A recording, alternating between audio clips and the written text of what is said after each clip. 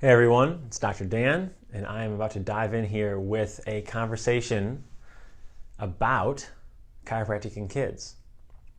Now I'm going to be super honest with you. I just drank a super cold smoothie from the cafe right next door, and my insides they're pretty frigid. So I'm going to have to be warming myself up as I talk here. So we'll start slow. I'll get going. By the time you jump on and listen, you'll be hearing me rocking and rolling. If you're starting this from the beginning, you hear what I have to say starting right now. So the main question about chiropractic in kids tends to be, honestly, that it even exists. Oh, I didn't know there was such a thing as pediatric chiropractic care. The next most common question is it even safe for kids? Is chiropractic care safe for kids? Oh, I will go to a chiropractor, and the force that they use is so great. The amount of twisting and cracking and popping there is so aggressive that I would be afraid to take my child. And that's understandable, and we're going to talk about that. Pediatric chiropractic care is so incredibly gentle and safe that it's a world apart from some of that more heavy-handed chiropractic that you might be used to. Lastly, can chiropractic care help with XYZ? My child has this, my child has that. Can chiropractic help treat that? We'll get into that too. The biggest misconception is that chiropractic care is about pain. Because a lot of times, people wonder, well, if my child doesn't have back pain or a headache, or if they do, I don't even know how I would know, why would chiropractic care be valuable for them? And it comes down to this message that all of us should really take to heart, which is that chiropractic care is not about treating pain. It's about creating and restoring the natural capacity for health and function and longevity that is the natural state of the human being. That's you and that's me. That we're supposed to be healthy, we're supposed to function properly and well. And that when we don't, it's a divergence from normal. And to restore that proper function, to remove the barriers to the body's ability to heal, is the goal of chiropractic care. So for a child, that means that during the most delicate stages of development and the most sensitive stages of brain and body function, that chiropractic care serves to assist in dealing with the early traumas of life and getting that body prepared to adapt to the struggles that are to come, to overcome the early chronic illnesses and the early symptoms that we see arise, so the body can start to grow and develop properly, so they can function at their potential and live the adult lives later down the road that is at the capacity of that individual person, rather than being restricted from day one in how that child's going to express themselves later in life. So we're going to get into all of that. Again, we're going to rewind a little bit about chiropractic care in general, because we have to understand this to understand where we're going with kids. Chiropractic care is not about pain, it's about the brain. It's about the brain because the brain is what's in control of all of the body's functions and the ability of the body to adapt properly and to heal itself during stresses that we're encountering in lives and from all of our illnesses and ailments that we experience. Except for when the brain's not adapting properly, the stress we experience starts to overwhelm us. And when we get an overwhelmed brain and body, we start to get wired for more stress. We start to get wired for defense and for trauma and for fighting against the insults of life. And when we do that, we start to move further and further and further away from health as our natural state of being. So more stress that comes in and overwhelms our brain and our body starts to wire us for more illness and disease later in life. Unless we address that stress as it comes and we help the body restore its ability to function properly. That is the goal of chiropractic care. And it's no different for kids as it is for adults. Now, if you're an adult who goes to the chiropractor yourself and you've experienced not simply, although including a lot of times, a relief from pain or dysfunction or joint immobility, but also you've noticed that you sleep better, you have more energy, your mind is clearer, that you feel more present, that your mood and your thoughts and your emotions are changing, then you know that chiropractic care is a powerful asset that can affect every area of your life. It's no different for kids. What we have to understand is that children are absolutely susceptible to these stresses early in life.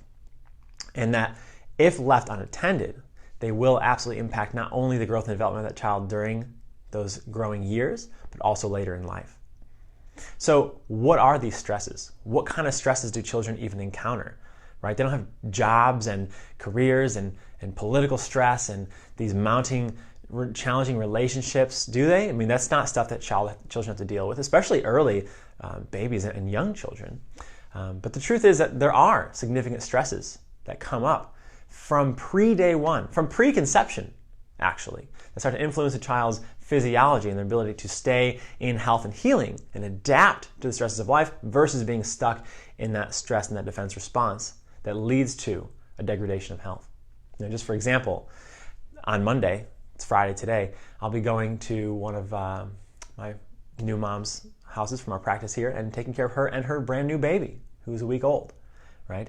And it's a safe, gentle process for that new 1-week-old child to make sure that any stress that made it into that baby's body through the birth process and through the pregnancy process gets to get alleviated, and that child gets to attack and move forward from the first week of life with full function and full presence, so that the growth and development is perfect.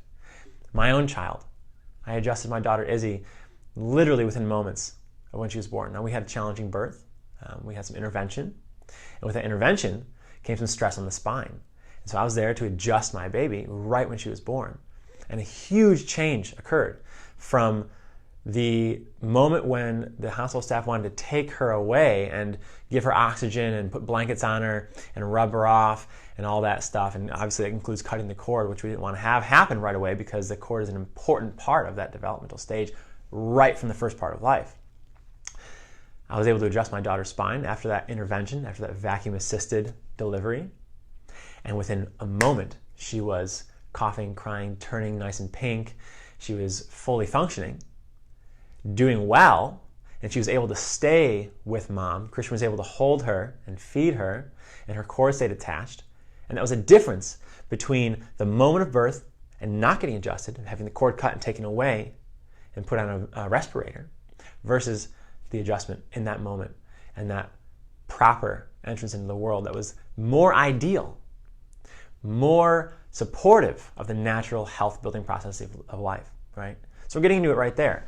That's one of the most common and under-considered stresses that a child faces in their lifetime, is right from the birth process.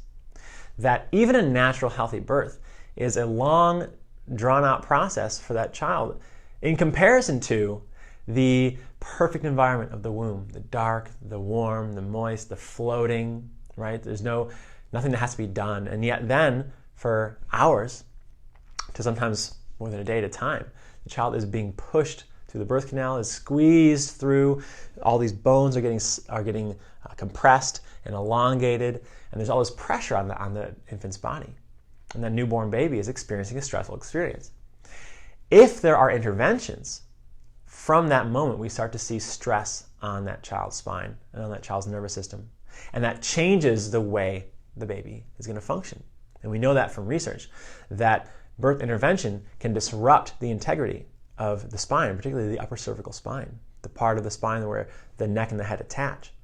And the disruption of that area of the spine can create chronic stress process on the body that disrupts the normal function of those first few days of life.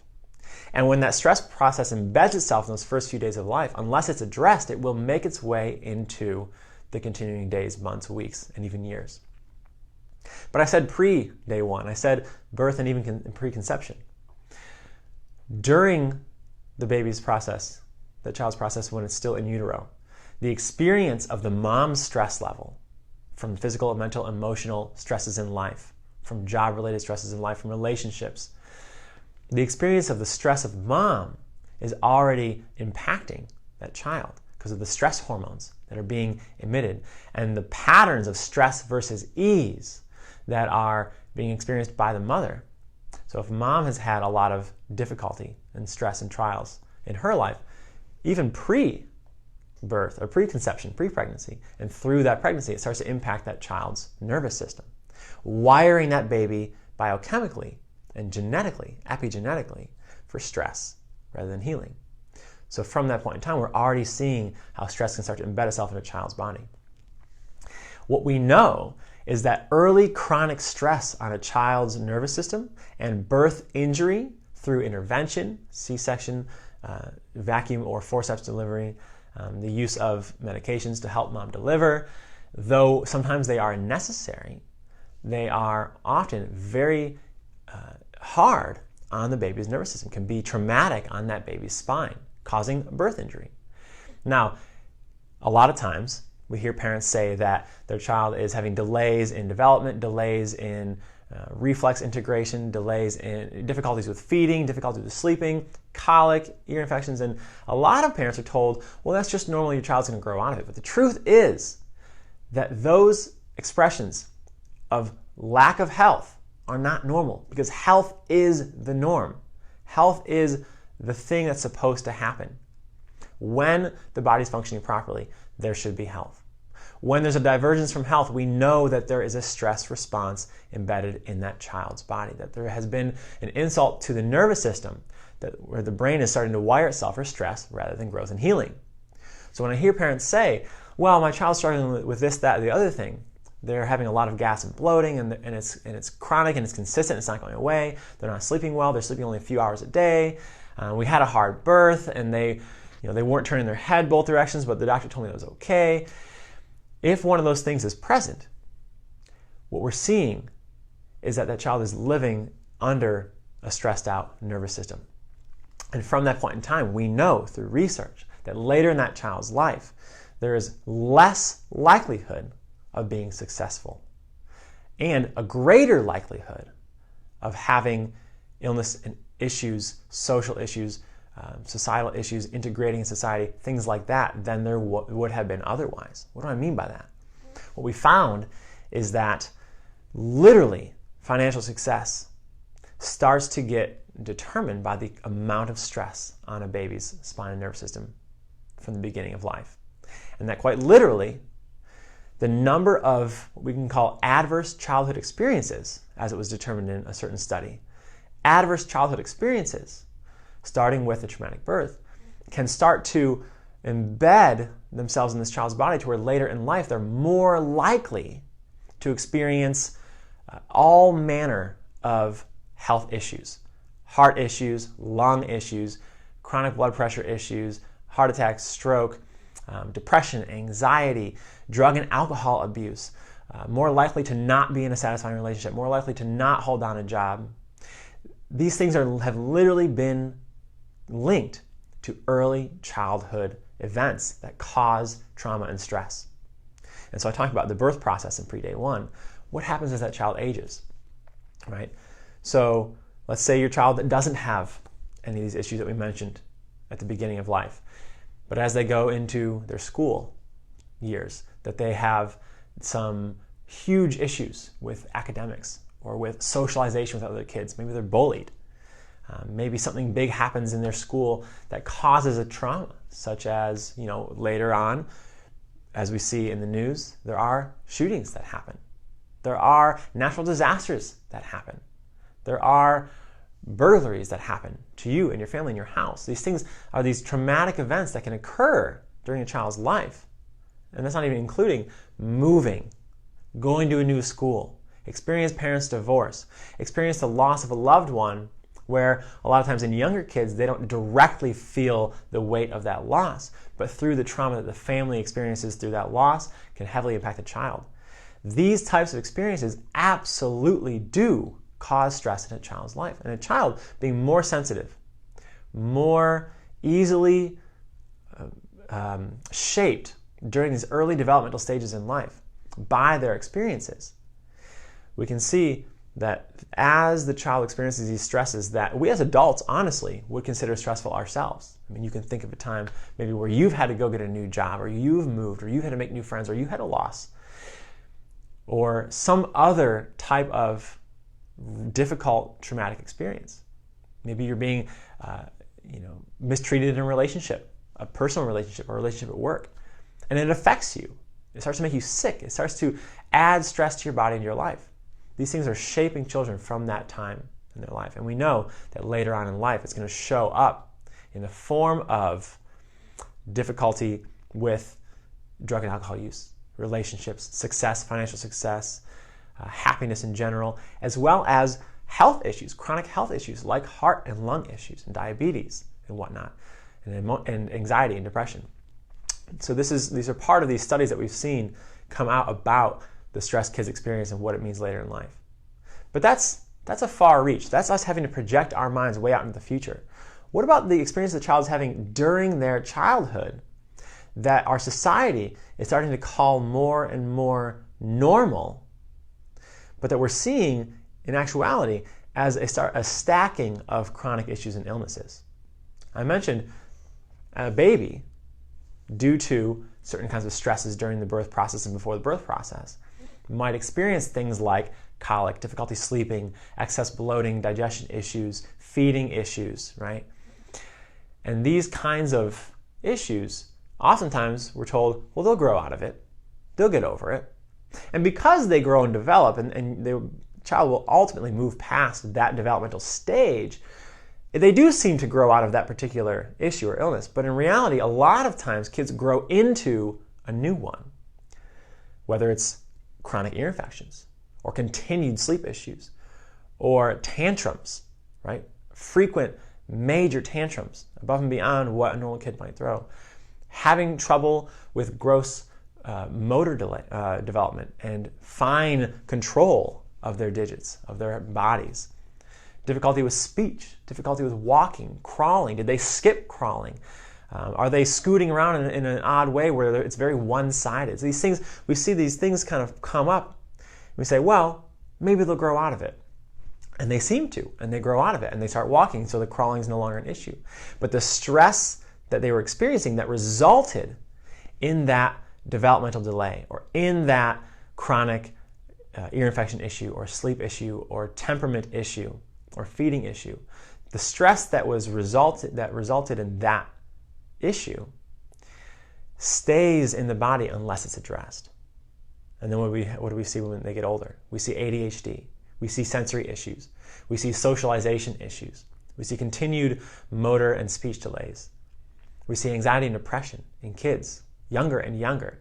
We see chronic allergies, bedwetting, asthma, and these stresses continue to track through a child's life more often than as a culture we tend to acknowledge, because we start to see this chronic illness as normal. We tend to see these stress responses as normal, but in reality, the stress response as such is supposed to be very temporary. And you know that you are in healthy adaptation if you can encounter a stressful circumstance and then return to full, robust health, because healing is a natural state in the body. It's the same for kids. If a child is carrying along these stress issues through their life, and honestly, it could include, back to my initial statement, it could include pain and headaches. They could have back pain. They could have headaches. They could have things that adults have. They could have discomfort in their bodies. And we say, well, there's a kid. Maybe they don't know how to express it. Maybe they're, I don't know, maybe they're making it up. I remember my mom telling me a story when she was a child that she told her mother, my grandma, that she was having headaches. And my grandma said, don't be silly. Children don't get headaches. As if children don't have stress, right? And that was a belief that we had in the past. And we can see now that it's a senseless way to think, because obviously children encounter stress. The question is, what are we doing to help that child adapt consistently and reliably to the stress in their life so that the developmental stages can be achieved properly? So that the stress that they've encountered so far in their life, whether it's through things that are controllable or uncontrollable, right? Challenges during pregnancy that the mom and dad are encountering.